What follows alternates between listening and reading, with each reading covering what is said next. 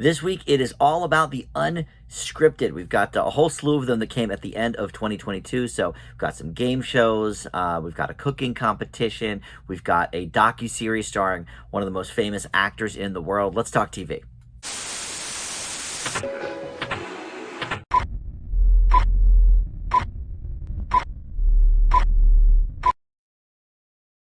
Hey guys, Dan here. This is Dan Reviews It, and welcome to TV news and reviews for the week. We're playing a little bit of catch up still on 2022, and I thought we would devote this episode to some unscripted programming that sort of fell in the last month or so of the year. We've got a handful of game shows, including NBC's The Wheel, The Parent Test on ABC, Barmageddon with Blake Shelton and Carson Daly on USA, a cooking competition modeled after the Dr. Seuss characters, a TV show, sort of a travel guide show with some musicians called Sampled, and Limitless starring Chris Hemsworth, obviously one of the biggest superstars in the world. That's National Geographic, and it's on Disney+. So we're going to get to all of that.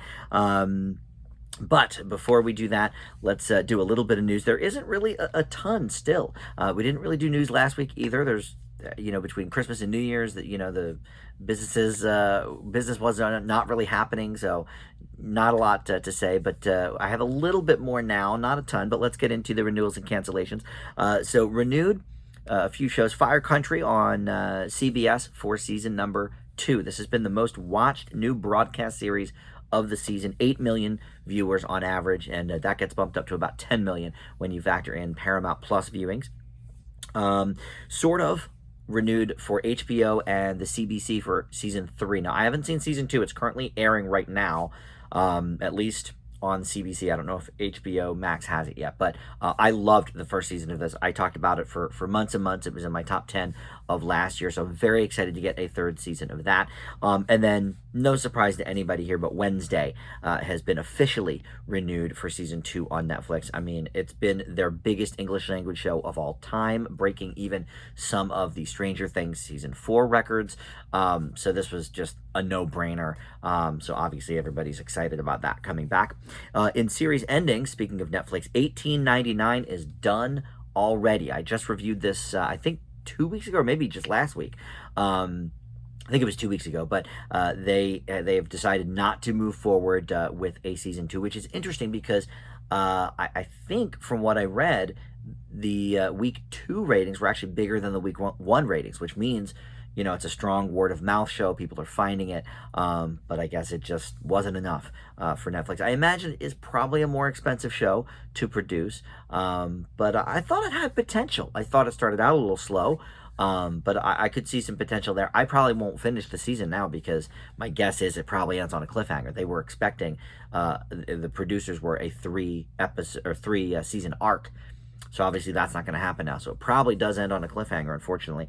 And then CNN has canceled the Stanley Tucci Searching for Italy program, as they are really, really slimming up their originals slate on CNN and a lot of other networks. I have actually a little bit of news about that coming up, but that ran a few years. I never got the chance to see it, but I love Stanley Tucci. He was certainly a bright spot in the recent Whitney Houston biopic, and he's a lot of fun. I've heard it's a good travel show, but I don't have CNN, so I've never seen it. But all right, in casting news, Jeff Garlin, who of course recently lost his gig at the Goldbergs due to some allegations, but he has shown up in some random things lately. I just watched him in the movie Babylon. He has a minor role in that, but he's going to be in the next season, which will be the last season actually, of Mindy Kaling's Never Have I Ever on Netflix. Great show.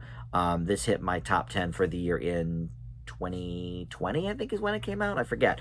But we've had a few seasons of that so far, and the upcoming season will be the last, and Jeff Garlin is going to be a part of that. Also in casting news, Henry Cavill will star in and executive produce Warhammer 40,000 for Amazon. This is probably news you've heard because this happened a few weeks ago, but I figured I would mention it because it's been a whole thing lately with him because James Gunn took over the DC universe, and even though Henry Cavill shows up at the end of the Black Adam movie, little spoiler alert there, he was going to reprise his role as Superman, but James Gunn said, no thank you, We don't need you. So he lost that job. He already had previously left The Witcher for the new season, so it was a big question of what's he going to do now. But he is a huge fan of the game Warhammer, which is like a D&D kind of role-playing thing. And so, he's going to bring it to the small screen in a TV series, I guess, or at least a mini-series on Amazon. All right, in some odds and ends, the Emmys, which are coming up obviously in September, but the Golden Globes are coming up this week, so obviously we've got some awards on the mind. The Variety Talk and Variety Sketch Awards have been replaced starting this year with Outstanding Talk and Outstanding Scripted Variety. And so what that means basically is perennial winners SNL on the sketch comedy side and Last Week Tonight on the talk side are going to be vying for the same categories. They're going to face off against each other in the scripted variety category, which kind of makes sense because the last couple of years, only Saturday Night Live and Black Lady Sketch Show have even been nominated for the sketch category. So now things like John Oliver, which are not necessarily talk show based, like, yeah, he will have one guest on sometimes, but it's not like The Tonight Show or Conan or Stephen Colbert or even The Daily Show, which all sort of fall more into the talk section than they do the variety section. So, could be interesting to shake it up a little bit, seeing as how those two shows, SNL and John Oliver, have dominated the last like 5 or 6 award seasons at the Emmys with that. And speaking of awards, this is going to be on tonight, so you're probably watching this after the fact, but Eddie Murphy is receiving the Cecil B. DeMille Award at the Golden Globes, but Ryan Murphy is going to receive the Carol Burnett Award. And this is an award that's only been given 4 times. Carol Burnett was the initial recipient, obviously, a few years ago. And I'll be honest, I can't remember who the other 2 have been so far. I don't even want to make a guess because I'm not sure. But obviously, I think Norman Lear got it last year. That's when the Golden Globes weren't televised, so that's why I don't remember that one. But I think Norman Lear did get it. But yeah, Ryan Murphy makes sense. He's obviously got his hand in a lot of different projects, a lot of Golden Globe winning projects, including Glee and Nip Tuck, and The People versus O.J. Simpson. So, we'll see about that, I guess, later today, really. And then this is an interesting one. Is this the end of peak TV? So FX as a network, I don't know why they're the ones who sort of have taken the charge on this, but every season, or every year, I should say, they release an overview of all of the different scripted shows on streaming, broadcast, cable, the whole thing. And the peak was, I believe, in 2021. There was upwards of 550 scripted programs. So that doesn't even count the reality shows, none of that. But in terms of scripted programming, that's insane. But it makes sense because on this show, TV News and Reviews, I do unscripted sometimes, like this whole episode, but I only do new series, right? And last year I hit upwards of 250. I think it was maybe 268 shows or something, and that was just the premiere show. So that didn't include This Is Us and The Rookie and all these shows that have been on for years and years that are scripted. So yeah, we've sort of hit that peak TV, but is that dwindling down? They have not yet released the 2022 sort of overview. I think that's going to be at the end of January, but we've seen a lot of originals scrapped at the broadcast networks, including, the HBO Warner stuff, TBS, TNT, that's all gone by the wayside. A lot of HBO Max shows that were going forward either got reversed and said, no, we're not going to renew that, or got produced even and said, we're not going to air that, in the case of Minx. So, and Chad on TBS as well, same thing. So it'll be interesting to kind of see what that looks like. For me, it's a bit of a godsend because I have to say it's been a struggle to keep up with all these shows all the time.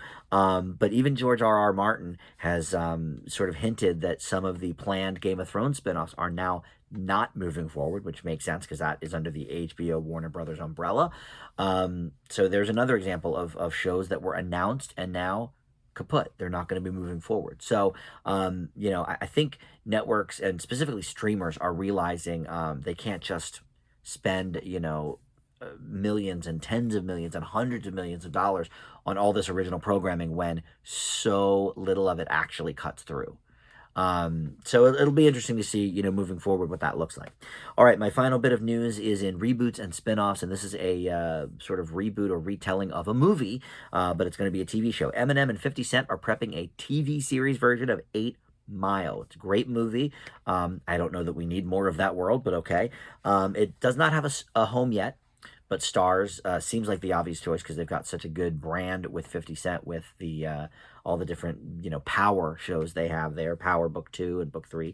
And he had said that they're looking to sort of that reboot of Fresh Prince of Bel-Air as a template, something a little gritty. But 8 Mile, I think it's a weird comparison because Fresh Prince of Bel-Air was a comedy show and Bel-Air, the Peacock show, is a drama. 8 Mile was already a dramatic movie, so obviously, they're not going to go the reverse direction and make it a pratfall comedy, but whatever. But so they're prepping that. Again, I don't know that we need more from that world, but okay. All right, let's get to the reviews, and these will be pretty quick. I usually don't spend more than 3 or 4 minutes per review when we're talking about sort of non-scripted things, because you get the premise pretty quickly. But we'll do all the game shows here in the middle and sort of bookend it with docuseries. And the first one is Limitless with Chris Hemsworth. Now, this is, there was already a TV show called Limitless, which was based on a Bradley Cooper movie. It was a great one-season show on CBS. Very sad that was canceled. For a while, that was streaming on Netflix. I don't know if it still is, so you can check that out. But that is not this. This is a National Geographic show that is on Disney Plus, and you may have heard of it because Chris Hemsworth was in the news kind of talking about how he learned that he may, or at least running in his family, may be this early onset dementia, and so he's maybe cutting back on his acting roles and stuff. That came from this show. So this is basically a show about testing one's limits, giving us sort of a new recipe for living longer, preventing and regenerating damage to our bodies, maximizing our strength, building resilience, etc., etc. And so Chris Hemsworth is doing all of these things himself. For example, in the first episode, he learns how to do a high walk across a building, which is insane. He's got ropes and stuff. He's not just doing it free form, but still, it's kind of nuts. And when you think about these actors, Tom Cruise, Angelina Jolie is another one, but most of them don't do their own stunts, and I'm sure Chris Hemsworth, for the most part, doesn't. When he's in a Marvel movie or something. So I thought this was interesting that he sort of is doing this himself, and he is a great narrator for this. He's just a likable dude. Here's the thing about Chris Hemsworth, yeah, okay, he's Thor and everything. That's cool. He's jacked up. He's very sexy, obviously, but he seems really down to earth. This show gives us a good sense of his personality, and obviously he's got a great voice for the narration, but he's kind of up for anything. You can see his sense of humor on display here in I think it's episode 2. He does some stuff with his brothers. We know Liam Hemsworth from The Hunger Games and other things, and then they have another brother that's an actor on Australian soap operas. So it was kind of fun to see their camaraderie together, sort of poking fun at each other. He's a likable, down-to-earth dude, and I appreciate that because he's doing things in this show that I can't imagine I would ever be doing. Maybe if they were paying me the big Chris Hemsworth bucks, I don't know. But because it's the National Geographic-based show, the cinematography, the camera work is breathtaking. We see a lot of really, really gorgeous things in this show, and it's stuff that kind of scares me to even look at, to be honest. It's stuff I just can't imagine I would ever do in a million years. But they're sort of looking at how facing your fears and doing that sort of stuff can actually be good for your body. It can actually, give you that boost of adrenaline and that kind of thing. So there's a little bit of a science to it as well. I'm not sure that that's what you're going to tune into the show for, but it is a bit informational as well as entertaining, and it is definitely entertaining. So yeah, overall, I liked this one. I give Limitless with Chris Hemsworth an A-. All right, next, let's do sort of the game show type things. And not all of these are straight game shows, but the first one is. It's called The Wheel, and this aired over 2 weeks around the holidays on NBC, but you can catch up on Peacock. You can watch all 10 episodes if you'd like. And this is based on a British show, and in fact, we tapped the same host from the British version, Michael McIntyre, who I admit I was unfamiliar with, but he's been hosting The Wheel over there for a few years. And there was another show, I think it might have been called Spin the Wheel, and I can't remember if it was on NBC or Fox, but it was it Dax Shepard maybe was the host of that one? So I thought that's kind of what this was. They were doing like a new version of that, but that is not the case. Here we have 6 celebrities. It's a trivia contest. We have 6 celebrities on sort of a rotating platform. We have 3 contestants underneath, and they rotate as well and are chosen at random to pop up and to try and get help from the celebrities in their area of expertise on each category. It's an amusing show. There's some, comedy elements based on the celebrities and sort of Michael McIntyre sort of making fun of them a little bit. But my problem with it is it's way too slow. Each hour, they only ask between 7 and 9 questions. I mean, that's literally a minute and a half in Jeopardy. And there's, a sort of split the difference is maybe like the Chase, where they ask, a lot of rapid fire questions for a moment or two, and then they ask, some slower questions, or let's get to know the contestants. But this, it's like a lot of back and forth with the celebrities. They have however much time they need to answer the question, so they like talk it over, and they're multiple choice questions, so they're ruling things out and whatever. So it was a fun watch. I ended up watching 3 of these. And the celebrities are fun. Some of them are sort of NBC specific. You've got Amber Ruffin, some WWE people, because of course Peacock now is running wrestling. But you've also got, Christina Ricci, for example, was in the first episode. Tori Spelling was in the second one. A lot of people really that have done The Masked Singer. Christina Ricci is not, but yeah, JoJo the singer, she did The Masked Singer, and Mark McGrath from Sugar Ray is on one of the episodes. He did The Masked Singer. Tori Spelling has done it. So a lot of people of that sort of celebrity ilk. And I don't mind the trivia aspect of it. Like, the questions are good. Some of them are real stumpers. Some of them I had to guess along with the people. And if the person is wrong, they go back down, and then the wheel chooses somebody else. Could be the same contestant popping back up again. That's happened before. And at the same time, every question is answered by each celebrity, and at the end, they tally up, okay, the celebrity with the most questions correct, if you choose them to go with on the final question, you actually get less money because they've proven to be a little smarter than, the worst of the celebrity contestants. So it's interesting in concept. It's kind of a fun show, but it's just so slowly paced. 9 trivia questions in an hour is extreme. I think even in the Millionaire days, when they had however long they needed to take to answer the question, I don't think, well, maybe sometimes they had some hour-long episodes where there were only 7, 8, 9 questions, but usually they, brought them through, because at least some of the earlier questions on Millionaire were easy.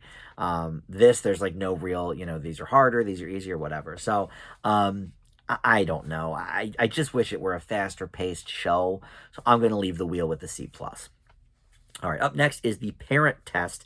This is on ABC, and I think it's really just kind of a mini-series. I don't think this is going to be an ongoing show.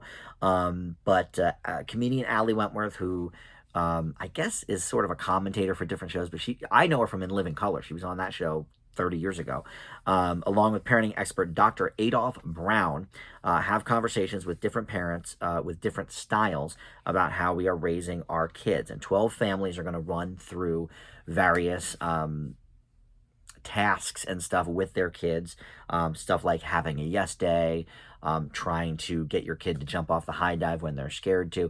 And we see how different parenting styles react differently in different kids. And the goal is, by the show's admission, to find the quote unquote the best parenting style. I think this is just a weird attempt at sort of, getting some water cooler talk or something. There's obviously no best way to parent. It all depends on the kid and, how they're raised. And I know that's sort of what they're going for. But, there's obviously a lot of different types of ways to parent. And I think the kid is going to respond differently. Now, if it was the same kid doing, having 8 different sets of parents, obviously you can't really do that. That would be impossible, but that might be something a little different. But every kid is different. Every kid has their own, set of challenges and issues and whatever, and will respond differently to different things. So, then the expert says his piece about, okay, well, maybe you could have done this differently, or did you see how, nervous they were then? And then Ali Wentworth kind of makes jokes or whatever. I find the show to be kind of gross, to be honest. Now, I will say it is sort of in that vein of ABC programming, like What Would You Do? I don't know if they still run that, but I used to love watching that. It was like a 2020 based show, but it was called What Would You Do? And they set up people in different scenarios and whatever. I don't need to go into that, but it's a little bit like this in that, I mean, everybody, I guess, is in on it here, except maybe the kids aren't. No, they would have to be, though, because they're being filmed. So obviously there's a guy with a camera in your house. So I guess the kids would have to be in on it, but it doesn't really affect, how they behave. Kids don't care about that kind of stuff. They just tune it right out. But I find the whole concept of this a little bit like sickening. To say what the best parenting style is, I'm not sure if there is one. I think kids are going to react to different things. So, was it entertaining? Again, not really. You had 3 parenting teams in the first episode, and then the other parenting teams were like around the outskirts of the set, sort of, saying their thoughts on what they just saw. I don't know. Maybe if you're, a new parent or something, this will intrigue you. For me, it seemed a little bit kind of sick. I leave the parent test with a D+. All right, up next, we will talk about the Dr. Seuss Baking Challenge. This is on Amazon Prime. And look, there's a ton of cooking contest shows. I don't do them all, but I will do ones on, the major networks I usually do. Or if it's got, sort of an intriguing concept to me, like the Crime Scene Kitchen, or Is It Cake, for example. But this one caught my eye because there's a lot of really colorful and fun characters in the world of Dr. Seuss. And so just from the poster, I was like, okay, this looks like it's going to be a fun show. And it's hosted by Tamara Mowry Housley, is that her name? I think that's her married name, from, Tia and Tamara, sister and stuff.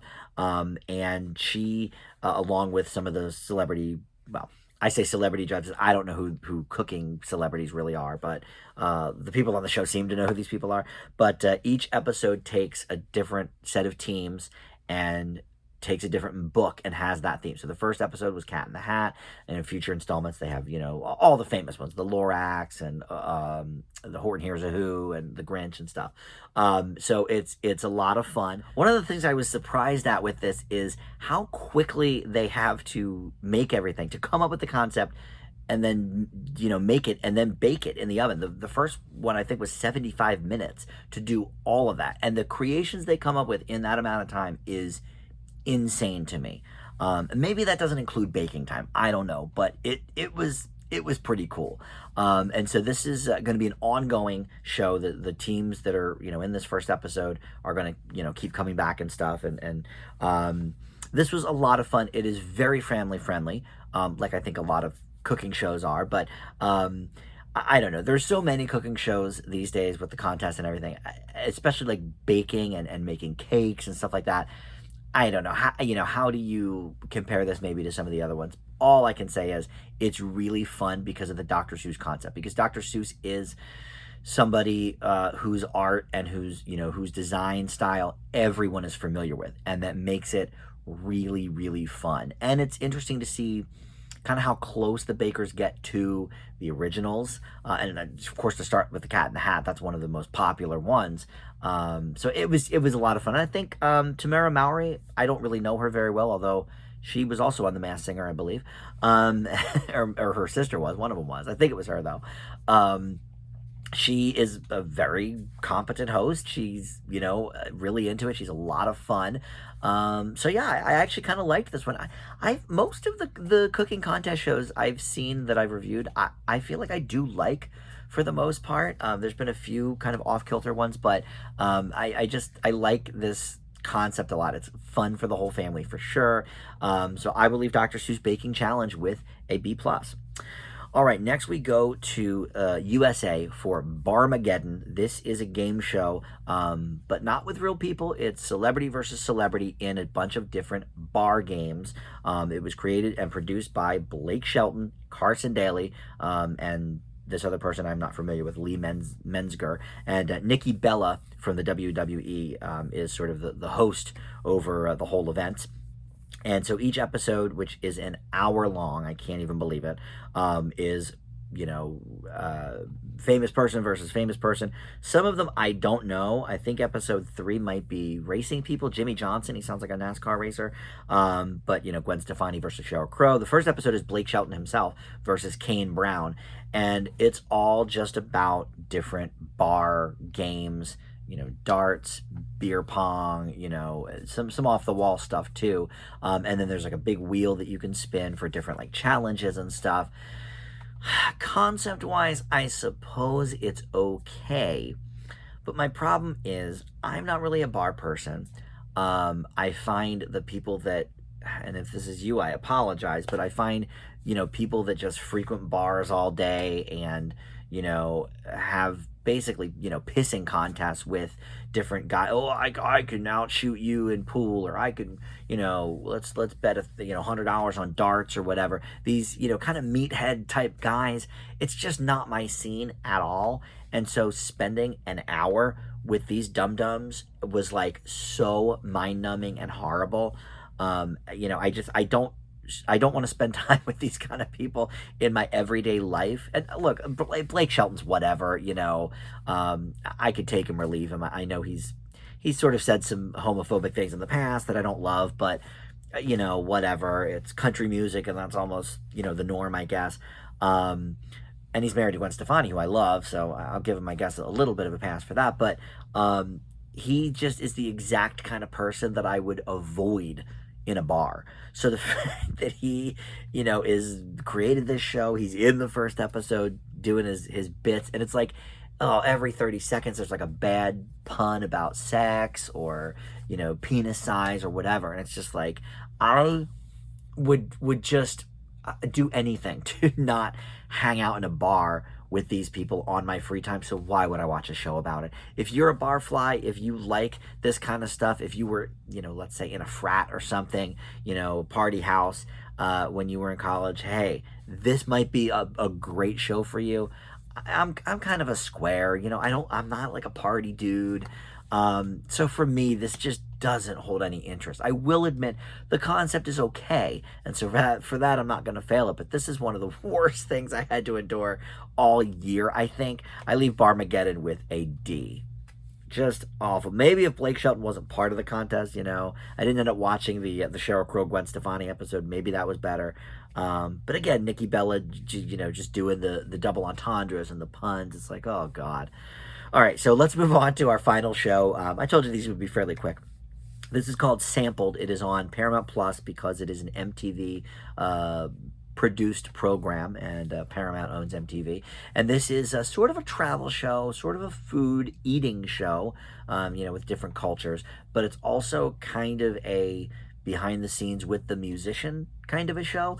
There's 6 episodes of this, and basically each episode is a different musician or singer or whatever, rapper, going to a different country before one of their shows, and experiencing the culture of that place, including a lot of the food, and a lot of the customs and stuff like that. So a couple things with this.